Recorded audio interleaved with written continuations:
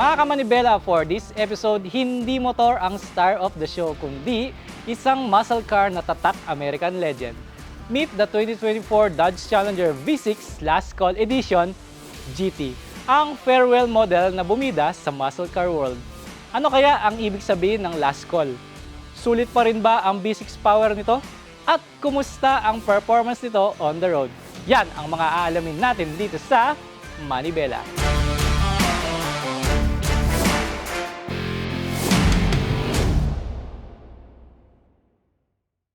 Bago natin malaman kung paano ito mag-perform on the road, silipin muna natin ang mga detalye nitong 2024 Dodge Challenger V6 Last Call Edition GT. Ito yung tinatawag nilang swan song ng legendary muscle car. Okay, simula pa lang mapapansin mo na talaga yung lapad ng sasakyan no? So, sa malayo pa lang, kahit na hindi ka pamilyar sa mga sports car, muscle car, dahil hindi masyado nagbabago yung disenyo ng Dodge. Dahil dito sa wide body, two-door, tignan nyo naman yung likod natin. Ang lapad niya pagdating niya dito no? Tapos, syempre, malapad yung body, so susunod dyan yung lapad ng gulong. At kung mapapansin ninyo, naka 20 inches rim tayo dito. Ayan, ang nipis ng gulong niya no? Goodyear yung gulong niya. At naka-disc brake din siya sa likod. Ang lapad ng likuran, yung taillights niya is hindi pa rin nagbago. Yung mga taillights niya is ito yung tinatawag nilang retro modern. So nasabi kong modern siya kasi LED na yung ginamit nilang ilaw dito. At meron siyang badge ng Dodge. So nandito yung kanyang rear view mirror. Yung kasi yung iba nandito or dito sa may plate number niya. Meron siyang mga reflectors, dalawa, and then dual exhaust siya.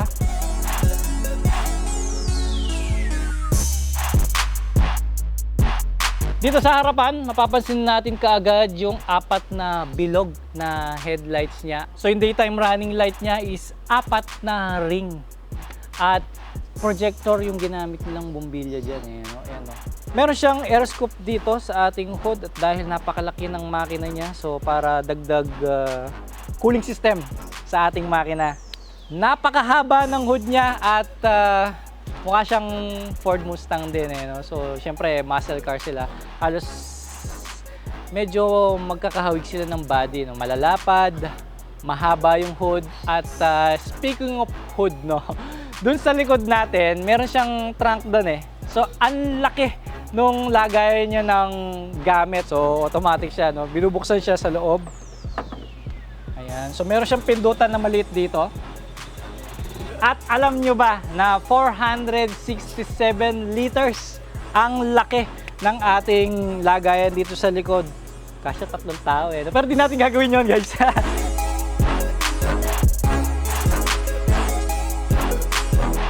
Alright, dito naman tayo sa makina mga kamanibela. Kung power ang pag-uusapan, meron itong 3.6 liter Pentastar V6 engine. Napakalaki naman nun no? Na may 309 horsepower at 363 Nm of torque. Smooth at responsive na parang sedan, pero may muscle car attitude.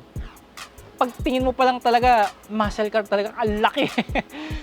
Ang Pentastar V6 engine ng Dodge ay isa rin sa kilala na pinaka-reliable engines nila mga kamanibela. Kaya trusted siya para sa balance ng power at practicality. Kasi merong V8 nito mga kamanibela So mas pinili ni Sir na V6. Anyway, pareho lang kasi yung design ng mismong body at yung interior. So sa engine na lang talaga sila nagkakaiba.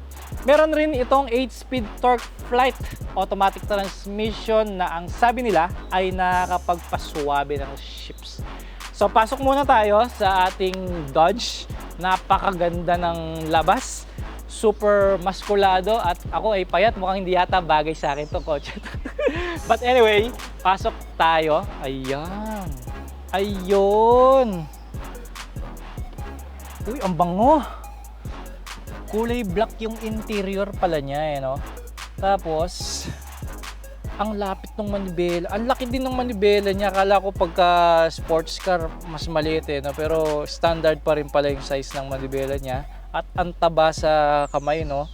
So Meron siyang TFT display. So 8.4 TFT display yung kanyang infotainment system at meron siyang 6 na Alpine Star speakers. At pagpasok ko dito, hindi siya yung tipong futuristic yung design nyo. May pagka-classic pa rin yung dating niya. Parang Ford Mustang din at yung mga Camaro na nasakyan ko. Dito naman sa manibela niya, kumpleto yung pindutan niya. Kagaya din sa iba. Meron siyang answer and off dun sa call. May selector siya. Okay. And then cruise control. So same lang din. Yung selector ng kanyang headlight nandito. Parang sa mga Ford. Tapos yung speedometer niya and yung RPM gauge is bilog din, napaka-classic. Tas meron pang touch ng silver like dito, may silver din na kulay at may texture din siya na parang guhit-guhit no? Hindi siya plain. Ang ganda ng armrest niya, napaka muscle din ng pakiramdam dahil meron din siyang talong divider dito no? Talagang pagka naliliko ka, so meron nasasandalan yung tuhod mo at pati yung likod mo meron ding nasasandalan kasi yung puwa niya napaka-sporty ng dating. Pero bulky yung forma. Hindi siya yung manipis na parang pang drag race or pang racetrack na kotse. Pagkatapos nabanggit nga pala nung may-ari ng kotse na to yung seatbelt niya. So kung mapapansin nyo mga kamanibela, meron siyang hook dito no. So kapag ikaw ay magdadrive na, ihuhook mo yan dito. Ayan, para mailagay mo na yung seatbelt mo. So ang purpose niyan mga kamanibela is para kapag wala nang papasok na tao dito sa likod, kasi 2-door lang to. Tapos dito sa likod, ang luwang ng passenger seat no? Tapos naka-incline pa ng konti yung kanyang sandalan, kaya tiyak na mag-enjoy yung mga sasakay dito no? Ngayon, kung tatanungin ninyo bakit last call na tinatawag ito mga kamanibela, dahil simula this 2024, Dodge is going electric na po. Kaya ang Challenger lineup na ito ay ang kanilang pinaka last hooray para sa kanilang internal combustion muscle cars nila. Sa mga sinabi ko sa inyo mga kamanibela, konti pa lang yon no? So features pa lang yan, paano pa kaya ang performance nito sa kalsada at ano pa ang special dito. Yan ang pag-uusapan natin mamaya kasama si Kuya Leo V, ang owner nitong 2024 Dodge Challenger V6 last call dito po sa Manibela. Nakita natin kanina kung gaano kaangas yung overall designs ng Dodge Challenger na ito mga kamanibela. Ngayon naman, kausapin natin ang may-ari nitong pangmalakasang muscle car na ito, na si Kuya Leobi at si Ate Ivy Agbo. Alamin natin kung bakit ito ang napili niya at anong hatak ang meron ang last call edition sa kanya. Yes. So, Kuya Leobi, maraming salamat. Yes, thank you. At pinagbigyan nyo kami na ma-feature itong napakagandang Dodge It's our Challenger. privilege, no? Salamat po, Kuya Leobi at Ma'am. At syempre, interested po kami kung bakit itong muscle car na ito ang napili mo. Kasi ang daming mga available muscle cars sa Pilipinas na lang So bakit Challenger? At yung last call pa ang napili mo, Kuya? Actually, no, hindi namin alam na last call unit tong gantong edition, no. Doon lang namin nalaman nung nagpunta lang kami doon sa Dodge. Tapos yung nakita namin mag-asawa yung unit, actually naka-display siya. So, na-love at first sight kami. Wow. So you mean, Kuya Leo, hindi na kayo pumunta sa ibang kasa, pagtingin nyo pa lang dito, Opo. yun na kaagad yun na. Parang wala na, ito na. Kumbaga, inano ko na agad. Nag-fill up na agad ako ng application para sa sasakyan. Ganun siya. Okay. At So, and then, tsaka gusto rin namin kasi parang, parang rare lang siya, no? Hindi siya lagi nakikita, no? Yes. Sa kalye. So, kaya yun din yung nagustuhan namin, no? sa bagay, Kuya Leo, Hindi siya marami. kaninang nakikita ko yan, nalab at first sight din ako ganun, parehas. Kaya lang yung bulsa ko, hindi siya nalab So magkano naman siya kung ikakash siya, Kuya Leo? Nasa almost 4.5 million. Sa bagay, mga kamanibela, businessman nga pala si Kuya Leo. Kaya siyempre doon tayo sa mas mapapaikot pa natin yung pera. Dalawa po yung klase ng Dodge Challenger, di ba? So yung isa is V6 and then itong nakuha yun. ninyo is V6 siya, di ba? ito Tapos yung V6. isa is V8. V8. So, hindi nyo ba pinagkumpara yung dalawa, kuya? Hindi mo ba hinahanap yung power ng V8? Actually, sa ganito kasi sasakyan, yung itsura nila parehas lang. Okay. So parehas lang naman. So yung V6 kasi hindi mo na siya ma-maximize dito sa Pilipinas eh. Sa bagay. So pag nag-V8 ka pa, so parang alam mo yun, yung nasa realistic na lang tayo. Oo. So kasi ito actually na test drive ko siya. Siyempre may mga iba't ibang lugar na rin kami napuntahan. So hindi mo siya ma-maximize yung speed limit niya talaga. Sa bagay, kasi Oo. hanggang 100 lang tayo dito. Oo. Kung pumunta ka sa EDSA, 60-60 lang tayo dyan, di ba, 60 kuya? lang, Oo. yan. Speaking of mga lugar na napuntahan ninyo, kuya, saan na nakarating itong napakagandang Challenger ninyo? Marami na rin siyang napuntahan sa Cavite, pero Valenzuela kasi tayo, di ba? Yes. Cavite, sa Subic, Zambales, ganyan, sa Bataan, sa La Union, Baguio. Yan yung mga naiikutan namin ng mga napuntahan yun. Okay. So sa lahat ng features na nabanggit mo, kuya, I'm sure masaya ka sa kanya, di ba? Syempre. Pero dun sa price niya, compared dun sa mga features na nabanggit ninyo, sulit ba para sa iyo yung magkano? 4.5 Nasa 4.5 million? yan. Paano yun, kuya? Sulit ba para sa iyo? Para sa akin, okay na okay siya eh. Kasi unang-una, hindi naman to namin talaga binili ng mga asawa na parang luho lang, gano'n. Okay. Kumbaga, ginagamit din namin siya sa business namin. Oh, Kasi meron kami negosyo na kumbaga, required na kailangan meron kami ganito. kaya So, pala. May purpose naman may pala. purpose siya. Hindi siya binili para asset Okay. siya. Kasi yung iba 'di ba, parang liabilities para sa iba. Pero sa status namin, sa negosyo na meron kami, so asset namin siya. Hindi siya liabilities. Salamat, Kuya Leo, sa mga Thank you na-share mo sa amin. At hindi pa dyan nagtatapos ang ating episode, mga kamanibela, dahil ite-test drive naman natin ito. Ang tanong na lang namin ay, pwede ba naming mahiram? Pwede. Ito. Hindi pa tapos yung question ko. Pwede na daw. Napakabait talaga ni Kuya Leo. Okay, tama na ang kwentuhan dahil susubukan na natin ito kung paano mag-perform ang Dodge Challenger. Tignan naman natin yung kanyang performance sa kalsada dito po sa Manibela Test Drive.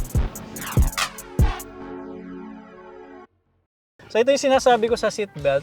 Pag papasok yung angkas sa likod, so tatanggalin mo siya. Ngayon pag magdadrive ka na, i-hook mo siya dito.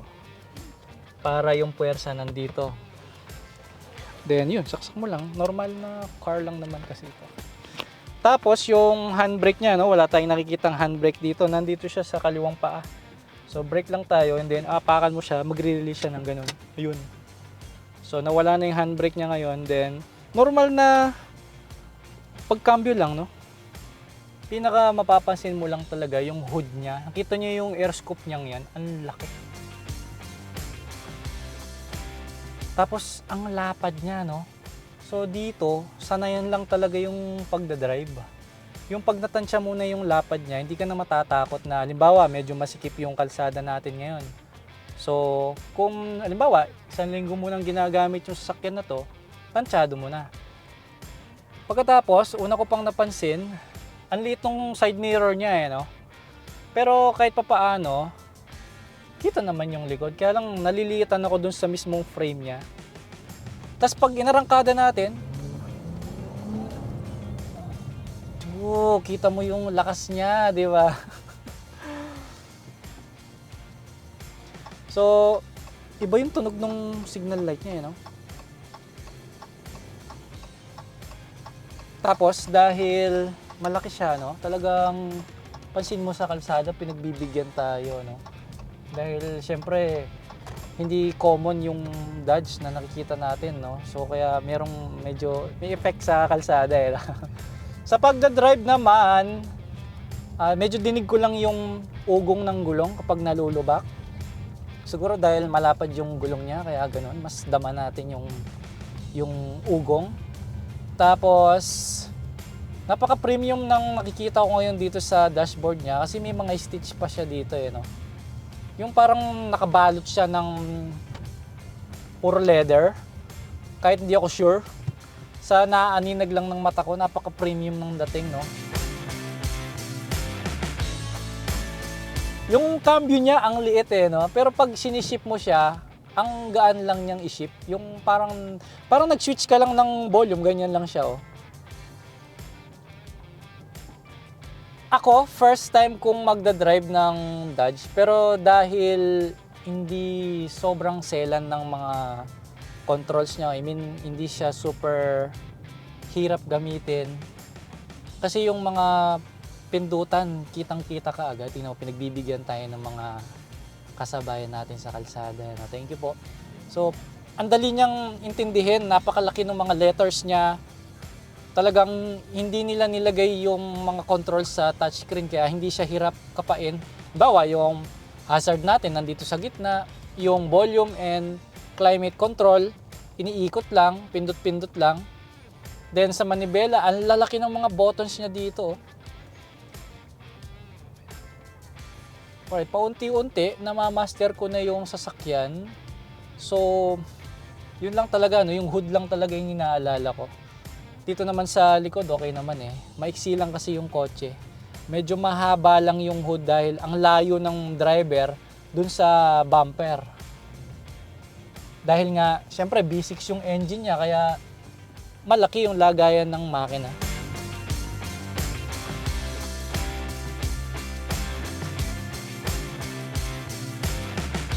So, na-try ko ngayon sa Manila dahil umikot kami dito. Yung blind spot monitoring niya nag-activate. So, isa yun sa safety feature ng kotse na to. So, meron siyang umiilaw dyan sa side mirror natin, hugis triangle. So, pagka merong sasakyan or kahit anong bagay dyan sa gilid mo at nag-signal light ka, sasabihin ng kotse na may nakaharang doon or hindi ka pwedeng lumiko basta-basta or wawarningan ka niya na may sasakyan sa gilid mo. So, yun ang maganda sa kanya. Ayan o, narinig nyo? May tumutog na tut-tut. Siyempre nga naman sa lapad na rin ng kotse, kailangan talaga yun. At medyo maliit kasi yung side mirror niya. Tulad nito, merong sasakyan sa gilid ko. Tapos nag-signal light ako sa kaliwa. Ayun, tumunog siya, no? Ibig sabihin, may sasakyan. Hindi ka pwedeng basta-basta lumiko, no? Yan, maganda yan kasi minsan napapasarap yung pagdadrive natin. Nakakala natin tayo lang yung nasa kalsada. So, at least yun, nire-remind ka ng kotse. So, syempre, tao lang tayo. So, nakakaramdam tayo ng pagod. At humihina yung alertness natin sa kalsada. So, maganda yung mga assist na ginagawa ng mga manufacturer para mas mabawasan yung aksidente sa kalsada, no? Ayun, so sa speed, stable siya. Then, wala nga lang siyang lane departure alert. So, ayun lang.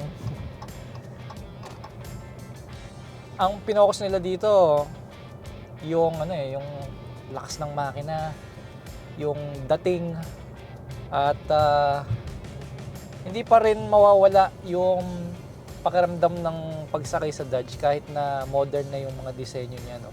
So may touch pa rin ng retro, classic design ng Dodge, ganon. Pagdating sa presyo, kung ako ay may 4.5 million pesos ngayon, kung naghahanap ako ng muscle car, isa itong Dodge sa maaaring pagpilian ko. Kasi pag sinabing Dodge, talagang kahit nakapikit ka, may imagine mo siya na malaki, malabin diesel kung tawagin. Kasi may movie na Fast and the Furious, ito yung ginamit nila. So, nakadagdag yun sa pagiging pangarap nating muscle car. Kaya dun sa 4.5 million, sulit naman siya. Kasi Dodge yan eh. Kumbaga sa motor, parang Ducati BMW na yan, di ba? And nakaka-proud siyang gamitin kasi talagang agaw pansin talaga sa kalsada. Kotse siya na may tuturing pero ang laki niya. Yung tipong wow, ganun kaagad eh. Para sa akin na naghahanap ng muscle car, yan, the best Dodge. At syempre, mas the best kung V8, di ba? Pero syempre kung V8 na yan, hindi na siya 4.5 million. So kung gusto mo lang yung looks kagaya nito, sulit na yung 4.5.